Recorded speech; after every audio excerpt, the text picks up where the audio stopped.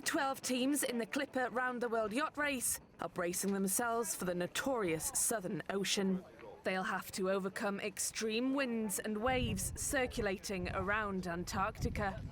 After a brief hiatus in Cape Town to recover from a grueling South Atlantic crossing, the fleet welcomed new crew members on board. Joining the Great Britain team is former Olympic rower Bill Lucas. And despite his previous experience on the water, he's aware that he'll be stepping way out of his comfort zone. I knew about the Southern Ocean. I know it comes with a bit of a reputation. It's going to be a physical leg, a tough leg, and until I get out there, it will be all a little bit daunting because it's the unknown. But yeah, I'm expecting a rough ride. I'm expecting that for big chunks it's going to be tough and maybe not quite so enjoyable. But hey, if it was easy, everyone would be doing it. But not everyone is totally new to the challenge lying ahead. Sasha Bonus from Vancouver is tackling the Southern Ocean for a second time. Well, the Southern Ocean, I've done it before. It definitely is a lot to handle. There's some really big waves. There's some big weather.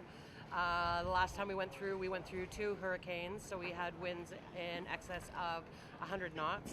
Stephen O'Connor, a former London Fire Brigade commander, is sailing around the world, and he is also apprehensive about this race. I've heard horror stories about the Roaring Forties and how it's going to be a cold, wet leg. That does worry me slightly. I'm not complacent. I fully respect what we're about to undertake and we'll give it 100%. And even the skippers are cautious.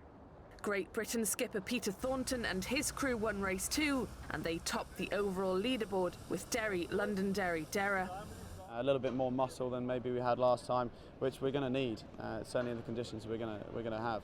But that doesn't mean that we're just going to be, taking things as they come. You've got to think ahead and make the right choice and sail changes at the right time.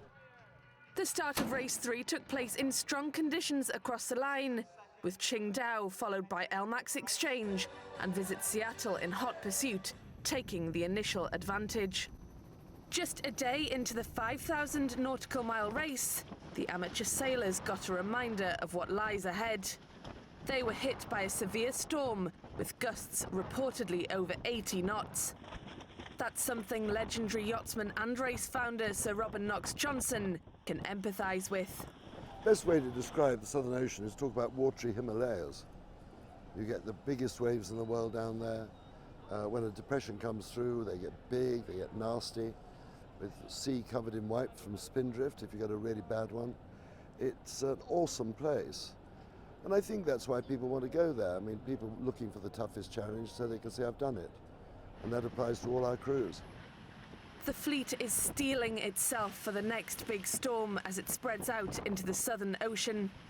LMAX Exchange has opened a strong early lead of almost 200 nautical miles, ahead of Qingdao, Mission Performance and Derry, Londonderry, Dera. But with 3 weeks of tough racing ahead of them in such a volatile ocean, this race could still be anyone's.